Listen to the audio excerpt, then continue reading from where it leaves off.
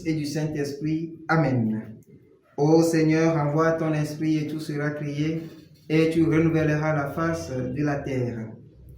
Évangile de Jésus-Christ selon Saint Jean, chapitre 6, versets 44 à 51. En ce temps-là, Jésus disait aux foules, « Personne ne peut venir à moi si le Père ne m'a envoyé, ne l'attire. Et moi, je le ressusciterai au dernier jour. Il est écrit dans les prophètes, ils seront tous inscrits par Dieu lui-même. Quiconque a entendu le Père et reçu son enseignement vient à moi. Certes, personne n'a jamais vu le Père, sinon celui qui vient de Dieu. Celui-là seul a vu le Père. Amen, amen, je vous le dis. Il a la vie éternelle, celui qui croit. Moi, je suis le pain de la vie. Au désert, vos pères ont mangé la manne, et ils sont morts.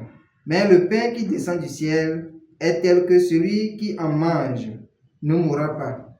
Moi, je suis le pain vivant qui est descendu du ciel. Si quelqu'un mange de ce pain, il vivra éternellement. Le pain que je donnerai, c'est ma chair, donnée pour la vie du monde.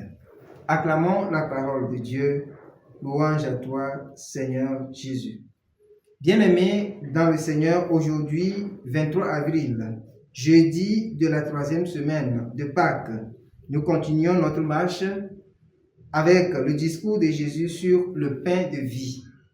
Et aujourd'hui, Jésus dit à la foule que nul ne vient vers lui si le Père ne l'attire ou bien le Père ne l'a pas envoyé. Et celui qui vient vers Jésus, c'est celui-là qui a eu déjà le temps d'écouter la parole de Dieu, puisque c'est la parole qui suscite l'adhésion à Jésus et nous pousse à faire le mouvement vers lui. Quel est notre rapport avec la parole de Dieu? Avons-nous vraiment une écoute attentive à cette parole pour qu'il y ait en nous ce mouvement de cœur à cœur vers lui pour rester avec lui? Si notre écoute diminue à l'égard de la parole de Dieu, notre relation filiale, notre relation intime avec le Christ, pain vivant dans l'Eucharistie, peut recevoir aussi un coup. Demandons la grâce d'un cœur et d'une oreille attentive à l'écoute de la parole de Dieu, pour qu'en retour, notre relation avec le Christ qui se donne comme nourriture vivante dans l'Eucharistie grandisse davantage. Qu'il en soit ainsi pour nous maintenant et pour les siècles des siècles. Amen.